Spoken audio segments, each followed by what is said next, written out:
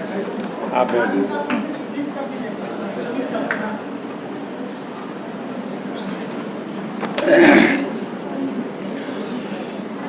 حضرات، اساتذہ کرام، طلباء و طالبات،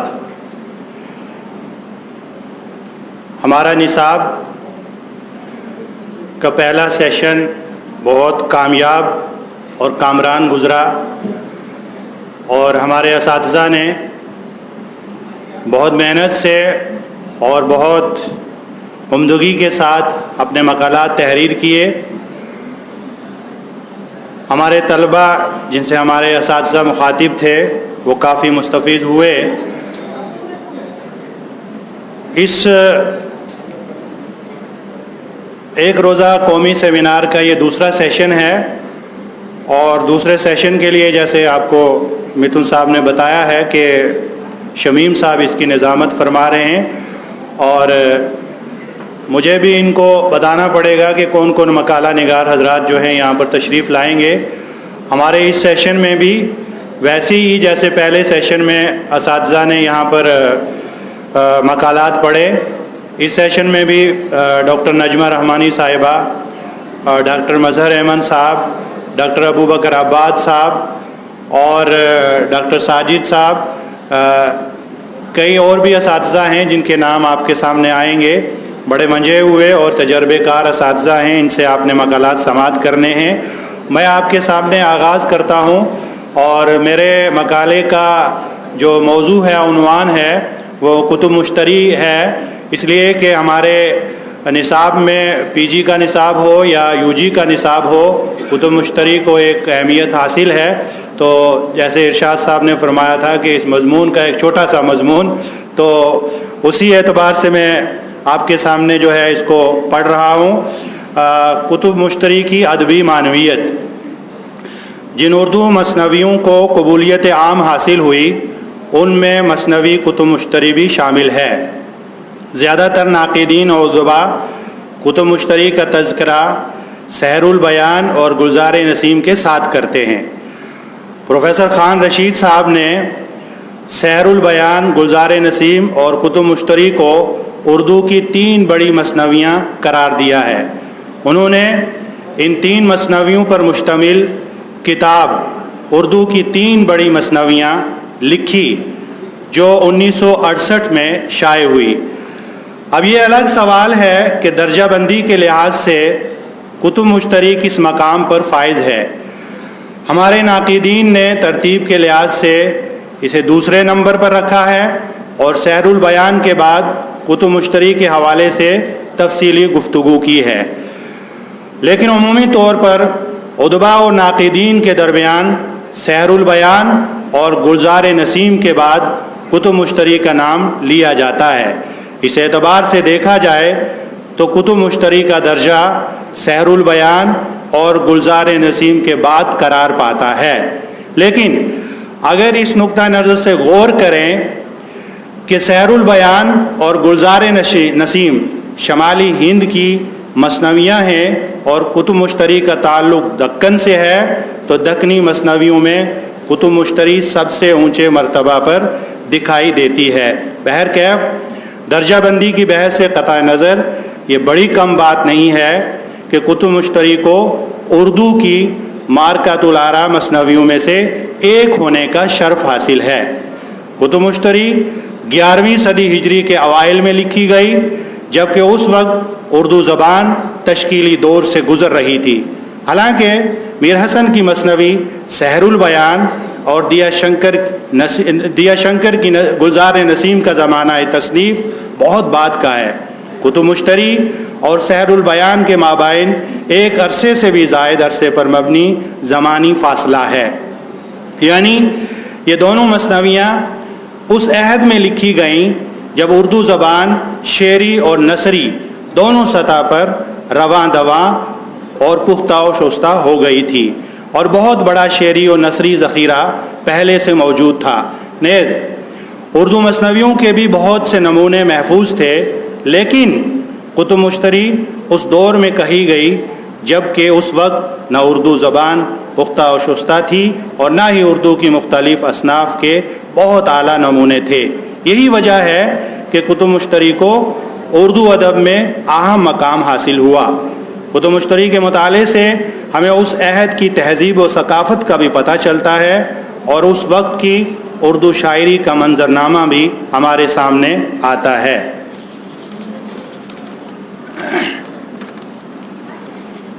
کتب مشتری کی زبان سلیس، رواں اور صاف ستھری ہے، جس سے یہ اندازہ ہوتا ہے کہ کتب شاہی دور میں اردو اپنے ارتقاء کے ایک مرحلے کو مکمل کر کے ارتقاء کے دوسرے مرحلے میں داخل ہو چکی تھی۔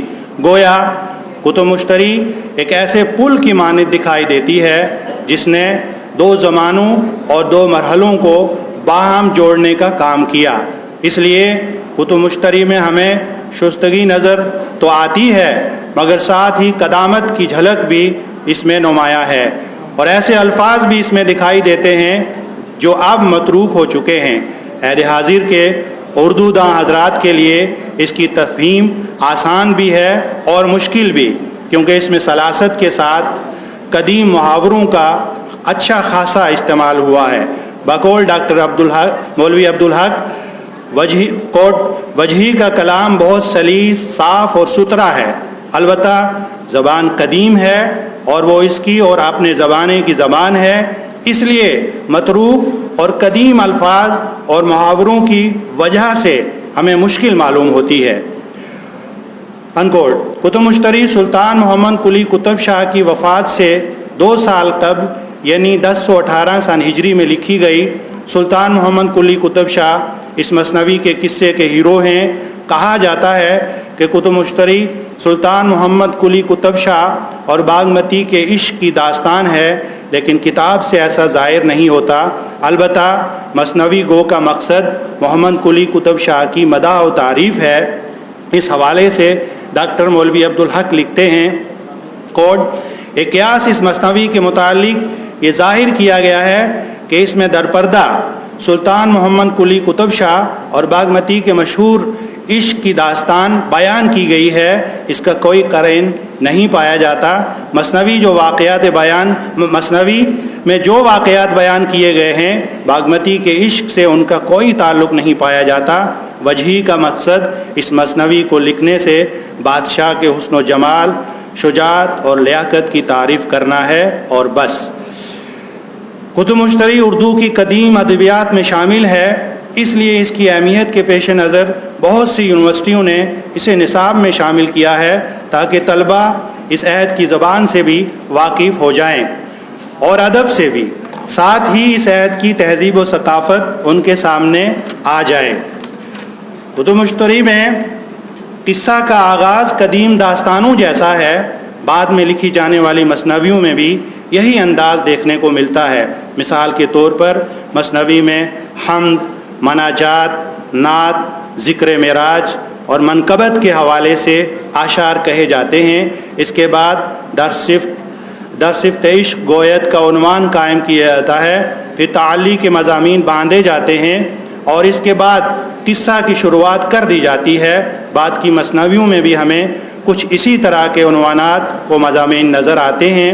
قصہ کی شروعات اس طرح ہوتی ہے کہ بادشاہ اولاد سے محروم ہونے کی وجہ سے گہرے غم میں مبتلا رہتا تھا اور اسے یہ فکر دامنگیر رہتی تھی کہ اگر اس کے یہاں کوئی اولاد نہ ہوئی تو آنے والے ادوار میں کوئی اس کا نام بھی لینے والا باقی نہ رہے گا۔ چنانچہ وہ بڑی عاجزی اور امید کے ساتھ خالق دو جہاں سے ایک بیٹے کے لیے دعا کرتا ہے۔ اس کی دعا قبول ہو جاتی ہے اور اس کے یہاں ایک بیٹے کی ولادت ہوتی ہے۔ بیٹا انتہائی حسین و جمیل ہوتا ہے۔ بیٹے کی فال دیکھی جاتی ہے تاکہ بچے کے مستقبل کا پتہ چل سکے۔ بادشاہ جشن کا اہتمام کرتا ہے، اس قدر انعامات و تحائف دیے جاتے ہیں کہ عہدیداران بھی خوش ہو جاتے ہیں اور رعایا بھی۔ بچہ بڑا ہوتا ہے تو اس کی تعلیم و تربیت کا اعلیٰ انتظام کیا جاتا ہے۔ شہزادے میں بلا کی ذہانت پائی جاتی ہے، استاد سے آگے آگے چلتا تھا۔ شاعر نے یہاں بہت ہی زیادہ مبالغہ سے کام لیا ہے۔ اس نے لکھا ہے کہ شہزادہ محض 20 دن میں عالم، شاعر اور خوش نویس ہو گیا۔ शहज़ादा जवान होता है तो इस कदर ताकतवर हो जाता है कि मस्त हाथी तक को पिछाड़ देता है और मजबूत दरख्तों को चश्मे ज़दन में उखाड़ फेंकता है। वो एक रोज़ ख्वाब में एक हसीना को देखता है और इस पर फ़िदा हो जाता है। आँख खुलती है तो अपने आप को बेकरार पाता है। इसके बाद उसे हासिल करने की सही तवील शुरू हो जाती है। किस्सा अपने आप में बड़ा दिलचस्प है जिसे कारी पढ़ता चला जाता है। शायर ने किस्से के जुज़ियात तक पर गहरी नज़र रखी है और खुश उसलूबी के साथ एक एक जुज़िया को बयान किया है। जहाँ किसी चीज़ के तारुफ की ज़रूरत होती है, सलीका से शायर उसे मुतारिफ़ करवाता है और तारीफ़ में हद दर्जा मुबालगा से काम लेता है। यही अंदाज़ हमें बाद के अदवार में भी लिखी जाने वाली मसनवियों में नज़र आता है। इससे पता चलता है कि बहुत सी मसनवियों के लिए कुतुब मुश्तरी एक नमूना साबित हुई जिससे मसनवी निगारों ने भरपूर इस्तिफ़ादा किया। कुतुब मुश्तरी की एक बड़ी खूबी ये है कि इसमें तशबीहात व इस्तिरात का सिलसिला देखने को मिलता है। तशबीहात व इस्तिरात के बरमहल इस्तेमाल ने मसनवी के हुस्न में इजाफ़ा किया है और मानवियत में भी। जहाँ जहाँ तशबीहात व इस्तिरात का इस्तेमाल हुआ है वहाँ मानवी सतह पर तहदारी पैदा हो गई है। शायर ने बहुत सारे अशार पेश किए हैं और वो ये कहना चाहता है कि माशूक के जिस्म पर गोहर ऐसे लगते हैं जैसे सरू पर जुगनों ने शेर के हुस्न में यकीनन इजाफ़ा कर दिया है और मानवियत में भी। दरख्तों में सरू को इस लिहाज से फ़ोक़ियत हासिल है कि वो अपने कदो कामत के लिहाज से बड़ा पुरकशिश होता है। न बहुत लंबा, न बहुत छोटा, न बहुत फैला हुआ, न बहुत सिमटा हुआ। इसीलिए जब इसकी तरफ निगाह जाती है तो वहीं रुक जाती है। इसकी फितरी कशिश और ख़ूबसूरती की वजह से महबूबा के कद को सरू के कद से तशबीह दी जाती है। यानी महबूबा मुतनासिबुल आज़ा है सरू की तरह। गौर करने का मकाम ये है कि एक तरफ इस कदर पुरकशिश दरख्त और फिर उस पर जुगनों के चमकने का मंज़र कितना दिलकश और हसीन होगा। माशूक के बदन पर जवाहर या मोतियों को सरू पर जुगनों के मिसल करार देना शायर का आला तख़य्युल का गमाज़ है। एक जगह मुला वजी ने चेहरे पर बिखरी हुई जुल्फ़ों की ओट से दिखाई देने वाली आँखों को दो ऐसी मछलियों से तशबीह दी है जो जाल में फंसी हुई हों। आम तौर पर जब दरख्तों से यहाँ सनपड़ियाँ वगैरह से मुराद है कि आम तौर पर जब दरख्तों से अमरूद तोड़े जाते हैं तो एक छोटा सा जाल भी साथ में रखते हैं। लंबी छड़ी से अमरूद को इस तरह तोड़ते हैं कि अमरूद जाल में घिर जाता है। इस तरह वो जाल अमरूद से भर जाता है। जाल में अमरूद ऐसे लगते हैं जैसे वो जाल से झांक रहे हों। स्याह बालों में छुपे चेहरे पर नज़र आती हुई आँखें भी ऐसी ही मालूम होती हैं। इस तरह के तशबीह और इस्तिआराती इशारे कुतुब मुश्तरी में जगह जगह मौजूद हैं जिनके सबब कुतुब मुश्तरी की अदबी हैसियत व मानवियत बढ़ जाती है। मैं ये छोटा सा मज़मून इन्हीं अल्फाज पर ख़त्म करता हूँ और मुझे उम्मीद है कि हमारे डॉक्टर अबू बकर अब्बास साहब ने दक्नी अदब के हवाले से बात की है और वो आप तलबा व तालिबात और हम असातिज़ा के सामने तफसील के साथ दक्नी अदब की अहमियत और मानवियत और दक्नी अदब का जो यूजी या पीजी लेवल पर जो सिलसिला है उसके बारे में गुफ्तगू करेंगे। मुझे लगता है कि मैं आपसे इजाज़त चाहूँ। बहुत बहुत शुक्रिया।